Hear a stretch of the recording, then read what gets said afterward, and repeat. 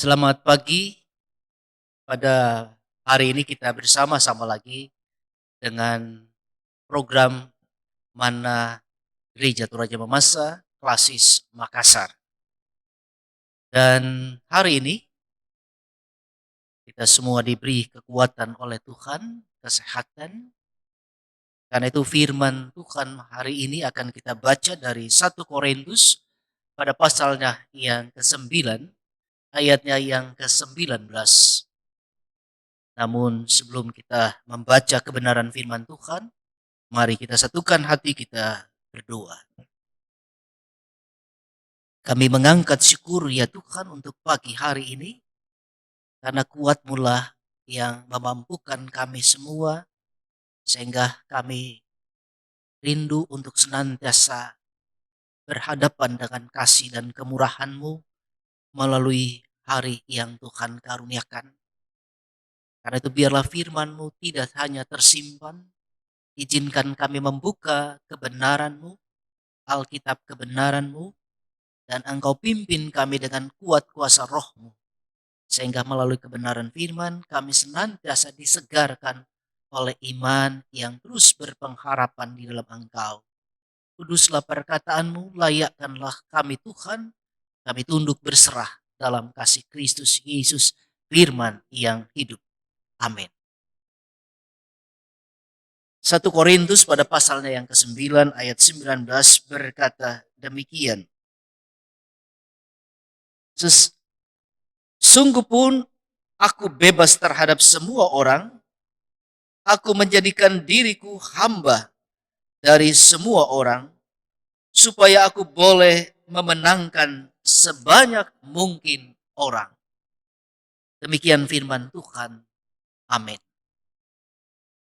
Saudara yang kekasih dalam Tuhan kita Yesus Kristus, menarik sekali karena perikop bacaan ini berbicara tentang hak dan kewajiban rasul. Dan menariknya karena ini berkaitan sendiri dengan diri Paulus sebagai rasul. Karena itu hidupnya pun berlanjut dalam hidup pemberitaan. Bahwa sebagai seorang pemberita yang memiliki hak, ia pun memfokuskan diri pada kewajiban yang menjadi prinsip penting untuk ia emban sebagai seorang rasul. Bahwa dalam diri seorang rasul ada kebebasan. Namun kebebasan itu adalah kebebasan yang bertanggung jawab. Kita tahu bahwa batin Paulus diubahkan. Sehingga ia tidak lagi berpusat pada dirinya, tetapi ia berpusat pada Injil kebenaran itu. Sehingga dalam pelayanannya ia sangat fleksibel dan ia sangat kuat menghadapi berbagai-bagai tantangan dalam pelayanannya. Karena itu menarik bahwa kekritisan Paulus menyangkut orang banyak pada waktu itu, secara khusus orang-orang yang menentang hidup dan pelayanannya. Ia berbicara secara kritis, tegas, bahwa Injil itu adalah sesuatu yang tidak gampang. Tetapi Injil itu hadir untuk menyempurnakan bahwa Injil itu tidak gagal. Bukan berarti seorang pemberita Injil tidak menghadapi masalah. Karena itu kepada orang kaya secara materi, Paulus merasa bahwa ia kaya dalam anugerah yang terus melimpahi hidupnya. Karena itu sikap Paulus dalam kehadirannya, dalam pemberitaannya bukan berarti dia bersikap kompromis terhadap masalah-masalah, pergumulan-pergumulan, atau sikapnya membunglon, tetapi dia konsisten terhadap Allah yang ia layani. Bahwa Allah yang ia imani adalah Allah yang berempati dalam hidupnya. Allah yang mau merangkul, Allah yang mau menerima, dan Allah yang mau memulihkan. Dan itu terjadi dalam diri Paulus. Karena itu dalam pemberitaannya, dalam Kisah Rasul 6 ayat 3, teman-teman sepelayarannya, misalnya Timotius, ketika dia bekerja di tengah-tengah orang Yahudi, ia menyuruh Timotius untuk bersunat. Tetapi ketika Titus dalam Galatia pasal 2 ayat 3 sampai 5, ia tidak mewajibkan Titus untuk bersunat. Sebab itulah konteks yang ia hadapi untuk bagaimana benar-benar kerasulan atau kehadirannya itu memudahkan setiap orang yang ia layani. Jadi kebebasan ini adalah kebebasan yang bertanggung jawab untuk boleh menjadi alat Tuhan dimanapun konteks hidup itu berada. Tetapi sekali lagi, bukan kompromis, bukan membunglon, tetapi bagaimana sikap diri itu sendiri menentukan siapa Allah yang diimani. Karena itu dalam ayat pembacaan kita tadi berkata, sungguh pun aku bebas terhadap semua orang, aku menjadikan diriku hamba bagi semua orang, supaya aku boleh memenangkan sebanyak mungkin orang. Jadi prinsipnya adalah kehidupan ini bagaikan ada di sebuah gelanggang, di mana Paulus melihat bahwa panggilan setiap orang secara khusus dirinya adalah tidak lain, adalah menghamba. Semua ini dimungkinkan agar ketika kita berada dalam gelanggang kehidupan ini, yang kita mau raih adalah mahkota abadi, bukan mahkota fana yang dijanjikan oleh dunia ini. Saya kira kita ingat kejadian yang baru saja terjadi di pesta Olimpiade Tokyo 2021 yang mencengangkan dunia dari peristiwa dua atlet yang sementara bertanding meraih kemenangan. Ya, Marco Tamberi dari Italia dan Muntas Essa Barsim dari Qatar pada tanggal 3 Agustus yang lalu. Ini peristiwa yang mengharukan. Karena kemenangan itu harus menjadi kemenangan yang berbagi.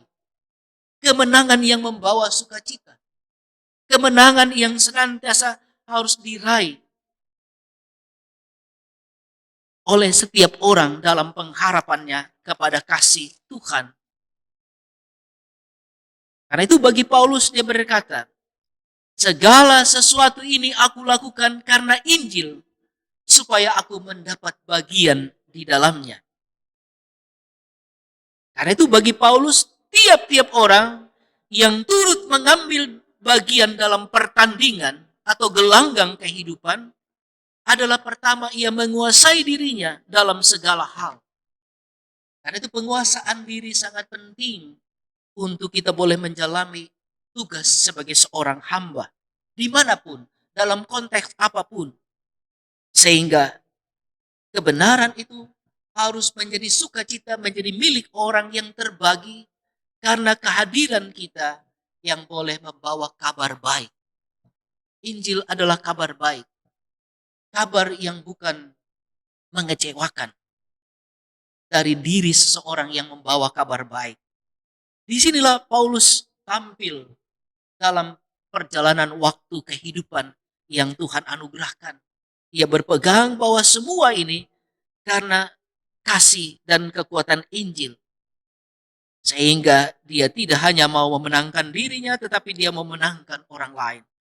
Kalau kita membaca ayat terakhir dari pasal ini, tetapi aku melatih tubuhku dan menguasainya seluruhnya, supaya sesudah memberitakan Injil kepada orang lain, jangan aku sendiri ditolak.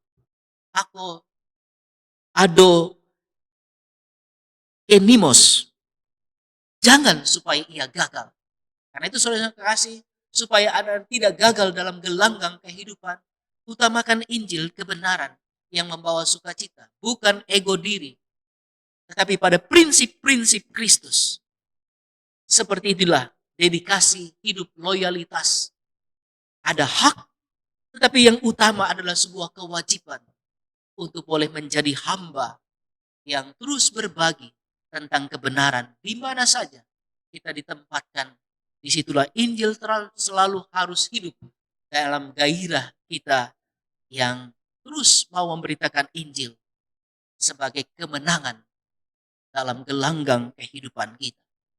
Kiranya terberkati kita semua untuk hari ini di mana kita memulai dalam kekuatan kasih Allah yang terus akan menyertai kehidupan kita dari waktu ke waktu.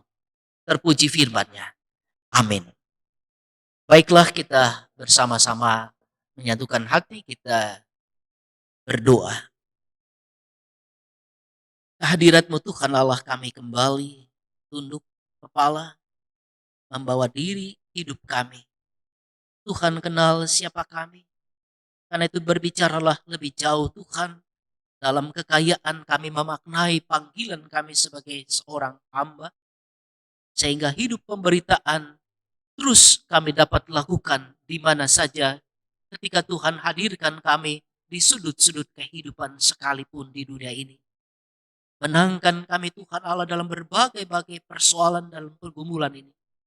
Karena itu Tuhan, kami titipkan banyak kekasih-kekasih kami yang bergumul di tengah penderitaan, sakit, penyakit. Jamah mereka Tuhan, sehingga mereka boleh pulih kuat kembali karena kasih-Mu senantiasa hadir sebagai tabib. Pimpin semua anak-anak-Mu yang bekerja di ladang kehidupan mereka.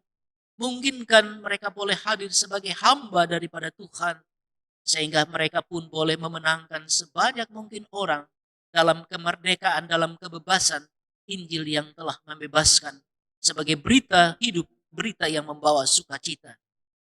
Terima kasih Tuhan, semua program ini kami bawa dalam tangan kasih Tuhan, sehingga terus-menerus boleh berlangsung, boleh menjadi kesegaran rohani yang menuntun kami setiap waktu, setiap hari bersama keluarga. Karena itu Tuhan, layakkan kami datang tunduk berserah, ampunkan salah dosa kami Tuhan, layakkan kami datang tunduk dalam kasih-Mu, karena kami datang dalam kasih Kristus Yesus Tuhan, yang adalah penolong gembala yang setia. Terpuji nama Tuhan, haleluya, amin. Selamat untuk hari ini, Tuhan memberkati kita sekalian. Haleluya, amin.